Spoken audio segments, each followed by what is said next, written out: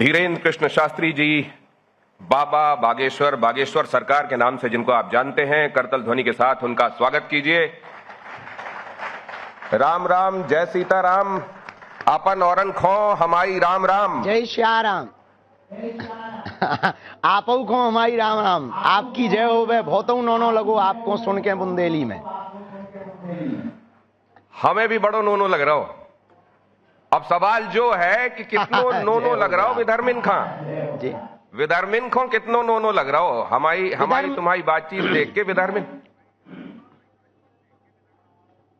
विधर्मियों को तो कभी अच्छा लग ही नहीं सकता। वो ठीक इसलिए नहीं लग सकता कि आदिकाल की परंपरा है कि वशिष्ठ जी, विश्वामित्र जी जब यज्ञ करते थे तो उनके यज्ञ में भी विध्वंस करने के लिए राक्षस आ जाते हैं, मारीच सुबाहु जैसे।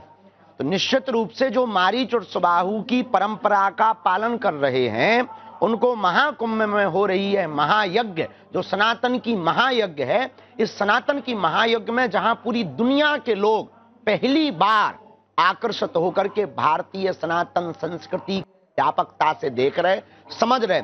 ऑक्सफोर्ड यूनिवर्सिटी जैसी बड़ी बड़ी यूनिवर्सिटी के रिसर्चर यहां आके रिसर्च कर रहे। निश्चित रूप से विधर्मियों के सीने पे सांप लौटेंगे और हमारा उद्देश्य बहुत पुराना है।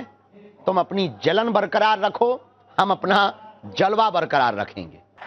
तुम अपनी जलन बरकरार रखो, हम अपना जलवा बरकरार रखेंगे। ये धीरेन्द्र कृष्ण शास्त्री ने तब बताना लोगों को शुरू किया जब बहुत सारे लोग हाथों में पत्थर लेकर ये सोच रहे थे कि एक पत्थर तबीयत से उछालेंगे और जाकर सनातन को भी हम आहत कर देंगे, जो कि इतना पुराना, जिसका जो कोई शुरुआत नहीं, जिसका कोई अंत नहीं, उस सनातन की तरफ भी वो इस तरीके की गुस्ताखी कर रहे थे। और तब आपने कहा कि वो जो पत्थर वाले हैं उनको बता दो कि हमारे पास वो हैं कि जो हम लेकर आ गए तो उनको भगते रास्ता नहीं मिलेगा। वो जब से आपने उनको ये बताना शुरू किया, उनकी ये ठठरी बारने का कार्यक्रम जो आपने शुरू किया, वो काफी दूर तक आप ले आए हैं। और जब आप दुनिया भर में लोगों को जगाते हुए घूम रहे हैं, सनातनियों को जगाने की मुहिम ये अलग आपने शुरू की हुई है, ऐसे में जब आप कुंभ पहुंचे और इतना बड़ा जमावड़ा आपको श्रद्धालुओं का वहां दिखाई दिया, एक अलग जोश है इस बार, एक अलग उल्लास है। तो आपको अपनी अलग की ये जो कोशिश है, ये प्रयास है, ये कितना रंग लाता दिखाई दे रहा है? निश्चित रूप से हमको तो यहां आकर के लगा कि जो भारत के सभी संतों ने, महंतों ने, हिंदुत्ववादी विचारधारा के प्रज्ञावान लोग, विचारशील लोग, मनन करने वाले लोग, रिसर्च करने वाले लोग और इंटेलेक्चुअल लोगों ने जो सनातन संस्कृति के लिए अपनी बातें रखी, मुखर होकर, प्रखर होकर के, उसका सुपरिणाम वर्तमान में आज महाकुंभ में दिखाई दे रहा। ना तो कोई यहां अंगड़ा है, ना कोई पिछड़ा है, ना यहां पर कोई टैग लगी अमीरों की, ना गरीबों की, ना यहां ऊंच नीच की टैग है, ना यहां जात पात की टैग है। यहां प्रधानमंत्री और देश का गृह मंत्री भी वहां डुबकी लगा रहा जहां कल तक हमारे गांवों का सरपंच डुबकी लगा के गया। यहां पर डुबकी शंकराचार्य ने भी वहां लगाई जहां पर एक साधारण से आचार्य ने डुबकी लगाई। तो निश्चित रूप से हमें इस जीवन में जीते जी बहुत जल्दी हिंदुत्व के लिए जागने का सौभाग्य मिला और अपनी बात रखने का, आप पत्रकारों के माध्यम से, मीडिया के माध्यम से, सोशल मीडिया के माध्यम से, कथाओं के माध्यम से, प्रवचनों के माध्यम से, दरबार के भी माध्यम से। दरबार तो एक बहाना था, असलियत में हमें हिंदुओं को जगाना था।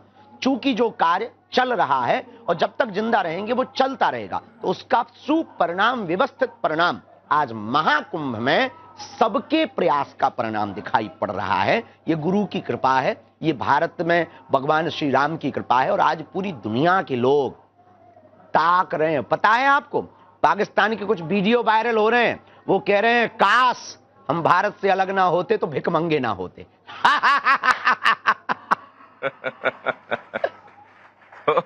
तो आप तो दुबई भी जाते हैं, कई वहां पे मिलते होंगे आपको टैक्सी चलाने वाले और उस तरह के ज्यादातर लोग पाकिस्तान से ही वहां पर हैं। तो वो कहते हैं क्या कि महाराज जी एक करा दो फिर से? जी, हम तो तैयार हैं, पर कायदे में रहना पड़ेगा तो फायदे में रहेंगे। हाँ, बाप के पास ही बेटा आएगा और जाएगा कहां?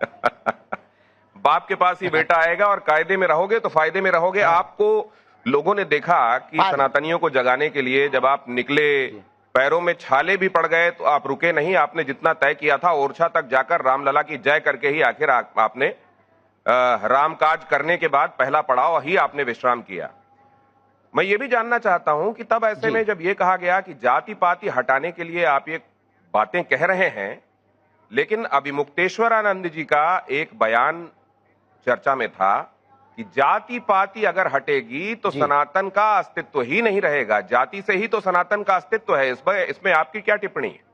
वो हमारे आचार्य उन पर टिप्पणी करना मूर्खतापूर्ण बात होगी, पर एक बात हम बहुत स्पष्ट रूप से बोल देते हैं, जाति पाति हटाने के पीछे हमारा लॉजिक ये नहीं था कि हमें जातियां या सरनेम हटाना है। जातियों में आई हुई कुरीतियां घृणा के नाम पर, ऊंच नीच के नाम पर, भेदभाव के नाम पर, छुआछूत के नाम पर, अंगड़े और पिछड़े के नाम पर जो उनको सम्मान नहीं मिला, जो उनका अपमान किया गया, जो उन्हें स्थान नहीं मिला, उस स्थान को दिलाने के लिए हम सड़कों पर निकले हैं। इसलिए हमने कहा कि जात पात और भेदभाव की करो विदाई, हम सब हिंदू भाई भाई। अगर जाति रहेगी तो साथ में कुरीतियां मिटेंगी क्या? ये अगर मतलब ये एक तरीके से वैसा ही है जैसे अगर प्रकाश है, आप कह रहे हैं कि उससे उसकी छाया अलग करना है, क्या ये हो पाएगा? हम स्पष्ट रूप से ये भी कहना चाह रहे हैं कि हमें भेदभाव और कुरीतियों को मिटाना ठीक उतना ही जरूरी है जितना वर्तमान में हिंदुओं को एक करना जरूरी है।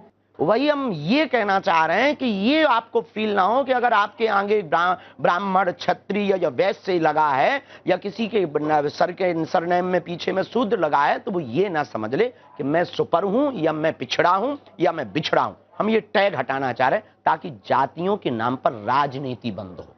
जब आप वहां से बातें कह रहे हैं, यहां सभागार में आपकी हर एक बात पर ताली बज रही है शास्त्री जी, और लोग बड़े उत्साहित हैं और आपकी सभी बात पर सभागारों को उल्लासित बहुत हैं। धन्यवाद दे रहे हैं।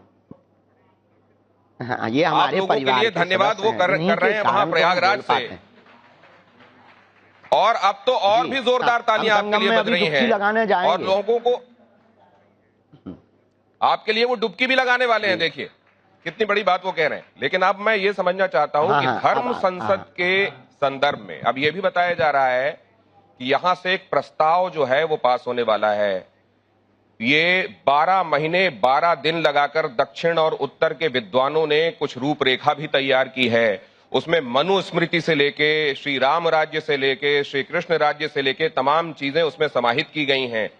चाणक्य के भी उसमें जो सूत्र हैं वो समाहित किए गए हैं और वो कुल मिलाकर यहां से आगे भेजा जाने वाला है हिंदू राष्ट्र के संदर्भ में। धर्म संसद में क्या क्या होने वाला है और क्या हिंदू राष्ट्र को लेकर अब एक रूपरेखा तैयार है जो सरकार को सौंपी जाएगी? पूर्णतया प्रारूप बन चुका है और अपने अपने विषयों हिंदू राष्ट्र पर अपने अपने मतों को मांगा गया है, सबके मतों को, और विशेष विशेषज्ञों की टीम हिंदू राष्ट्र का प्रारूप तैयार करके इस महाकुंभ के बाद एक विशेष हमने जो प्रस्ताव रखा वो ये रखा कि एक विशेष कमेटी समिति गठित की जाए जो हिंदू राष्ट्र के लिए सरकार के साथ समन्वय करे और वो कमेटी ही उसके लिए प्रस्ताव रखे और वो कमेटी ही उत्तरदायी होवे जो सरकार के साथ संवाद करे।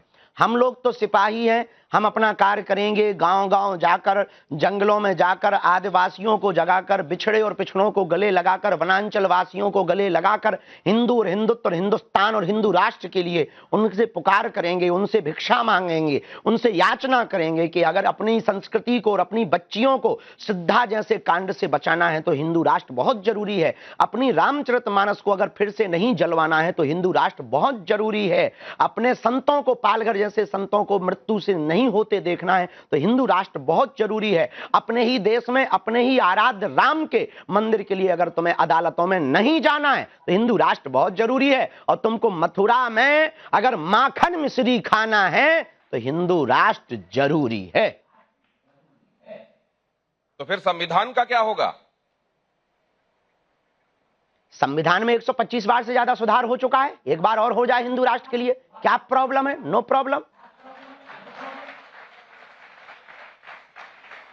तो इसमें अगर मनुस्मृति से लेके राम, चाणक्य, श्री कृष्ण, इनका सबका सूत्र समाहित होने वाला है तो यहां तो आप देखते हैं कि रामचरितमानस की प्रतियां फाड़ देते हैं लोग, जला देते हैं। मनुस्मृति को लेकर वो कहते हैं कि देखो बाबा साहेब अंबेडकर ने भी उसमें आग लगाई थी और वो तो संविधान के रचयिता थे। जी जी, ऐसा नहीं हुआ है। जो तथ्य रखे जा रहे हैं बाबा साहब अंबेडकर के बारे में, ऐसा पूर्ववत नहीं हुआ है। और हिंदू राष्ट्र के लिए इसीलिए तो हिंदू राष्ट्र जरूरी है।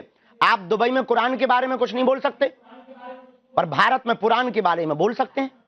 ऐसा दोगलापंथी नहीं चलेगा।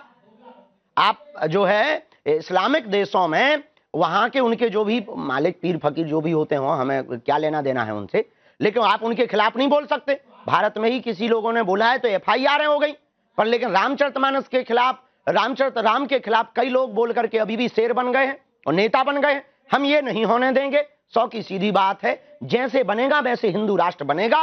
हिंदुओं को माला और भाला अब दोनों रखना जरूरी है। जैसे बनेगा वैसे बनेगा, लेकिन हिंदू राष्ट्र बनेगा, माला और भाला दोनों रखना जरूरी है। तो क्या ये जो यहां से प्रस्ताव बिल्कुल पास होगा हिंदू राष्ट्र को लेकर धर्म संसद से, उसमें टाइमलाइन भी होगी क्या सरकार के लिए? ये भी होगा कि अमुक समय तक आपको इसको घोषित कर देना है, इस तरह की समयावधि भी देंगे क्या आप? नहीं नहीं, ये हमारे आचार्य निर्णय करेंगे। हम तो अपने मत रख सकते हैं। हमारे जो आचार्य होंगे, जो प्रमुख शंकराचार्य भगवान हैं, चारों शंकराचार्य हैं, प्रमुख आचार्य हैं, 13 अखाड़े हैं, अखाड़ों के अखाड़ा परिषद के अध्यक्ष हैं, हम निर्णय नहीं दे सकते हैं। हम ऐसा नहीं कह सकते हैं। उनकी बिना आज्ञा और बिना संकेत के हम ऐसा नहीं बोल सकते हैं। वो जो बोलेंगे हम वही बोलेंगे, अपनी सीमा पार नहीं करेंगे। लेकिन ये बात तय हो चुकी है कि हिंदू राष्ट्र का प्रस्ताव जाने वाला है, ये बात तय हो चुकी है। लेकिन जिस रिपोर्ट का हवाला दे, क्योंकि अब ये खबरें जो हैं वो समाचार माध्यमों में आने लगी हैं, उसमें ये लिखा हुआ है, संविधान समिति के संरक्षक शांभवी पीठाधीश्वर स्वामी आनंद स्वरूप महाराज ने बताया कि 2035 तक हिंदू राष्ट्र की घोषणा का लक्ष्य रखा गया है। मतलब टाइमलाइन तो आ गई है जी। अभी पूर्णतया अब हमें इस बारे में अभी पूर्णतया जानकारी नहीं है। इस बारे में जो भी जानकारी होगी, नेक्स्ट इंटरव्यू होगा, हम ठोक करके आपको ये तथ्य सहित जवाब देंगे।